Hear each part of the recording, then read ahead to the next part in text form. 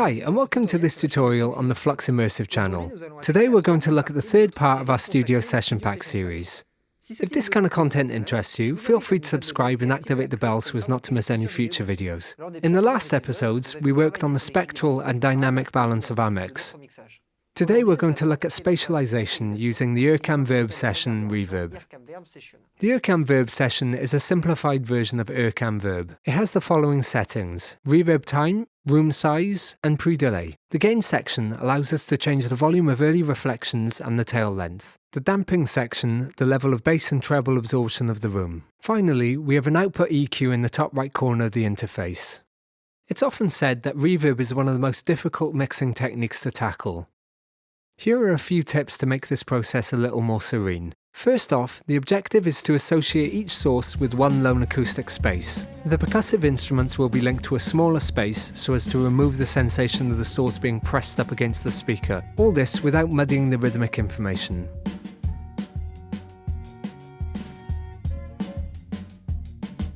The melodic and harmonic sources will be sent to longer reverbs, creating a foundation and coherence between them. The use of pre-delay plays a big part in the sensation of distance from the source. The lower the pre-delay, the further away the source appears to be, and vice versa.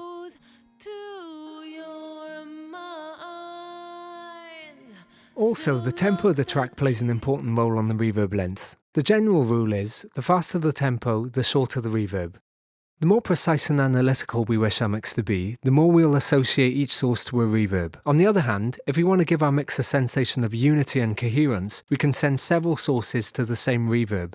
In the context of this song, I wanted to construct the mix using a fair amount of reverb so as to support the ethereal aspect of the composition. Also, I'm going to use the reverb to help round off the spectral balance, bringing out the mids and the low mids. For my reverb, I'm going to use a very particular routing. First, I'll send the source to a new track, placing that in a file track containing the reverb. As you can see here, for example, the violin is a send from the violin on the new track that is then sent to the long verb reverb and so is routed to this track. Another example, this track called From Kick receives the audio from the kick and sends it to the file room verb. This routing allows me to treat each source before the reverb as well as the return of the reverb. I can even apply a delay to my send tracks in order to have several different pre-delay times on one reverb. So I've used 3 different reverbs. One that's quite short, one quite long, and one for effect. To my shortest reverb, I'm sending the percussion and the acoustic guitar.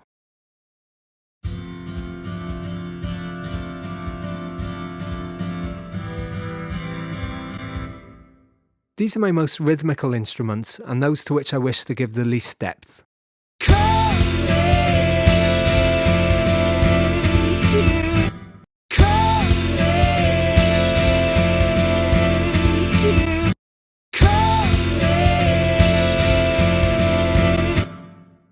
To my second longer reverb, I'm sending the strings, the electric guitars, the vocals, and also the toms.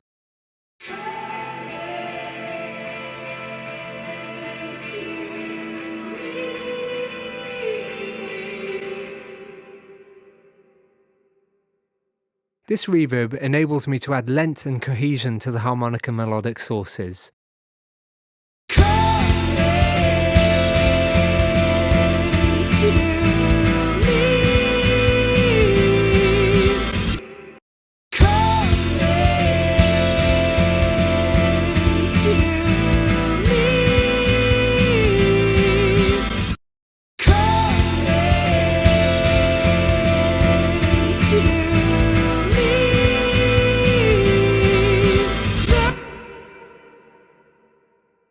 I'm also sending the toms in order to increase their acoustic aspect.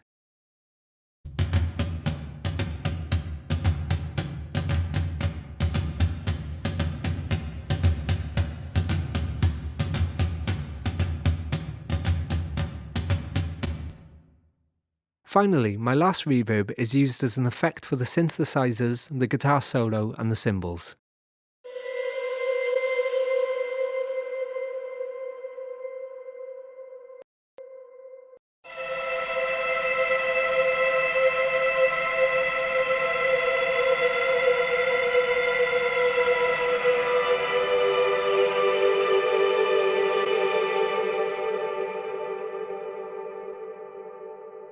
It adds drama to the mix by creating a washy effect that I find quite fitting.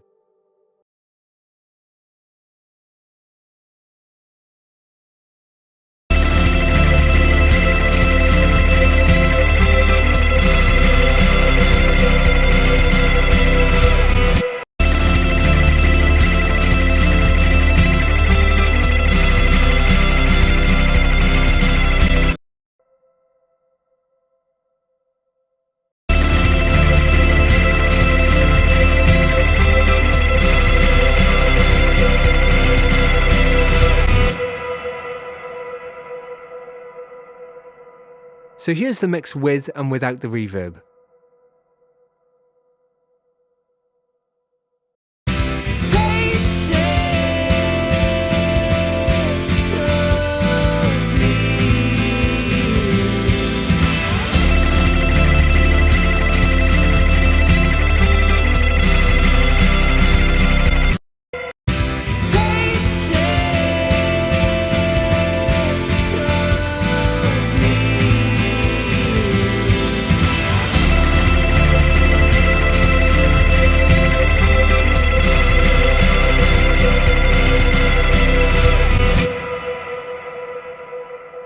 There's a place. We've created a real space that gives a fullness to the song. That said, it brings out mids that are a little invasive, and inversely, I find that the low mids brought out by the reverb are still too mild. To fix this, I'm going to EQ certain sends to the reverb as well as certain returns from the reverb. We'll begin by looking at our sends. On the electric guitar, I've added some low mid to the send and taken out a little bit of middle.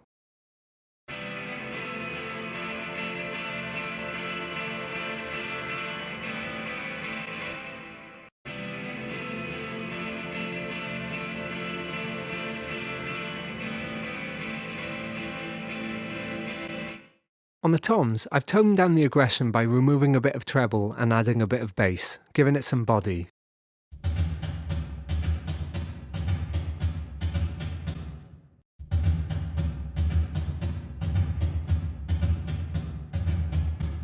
Finally, I filtered the highs of the synths to soften them in the reverb.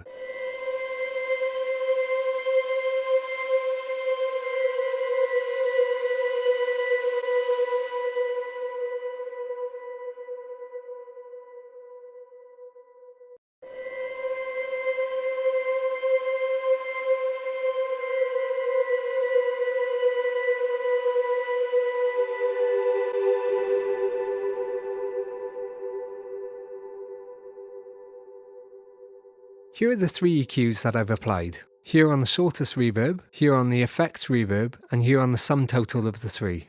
I've mainly removed a little bit of middle, as well as adding some low mid to all 3.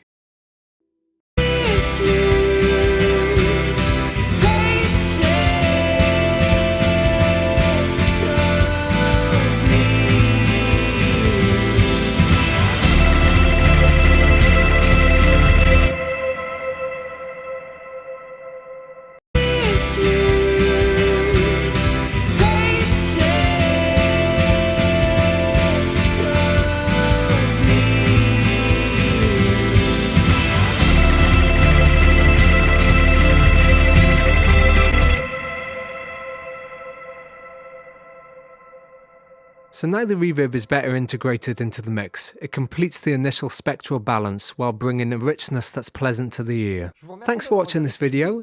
If you liked it, feel free to give it a thumbs up and a share. If you've not already done so, subscribe to the Flux channel and activate the bell so as not to miss any future content on the channel. If you have any questions, leave them in the comments below and we'll get back to you. And as for me, I'll see you in a future video.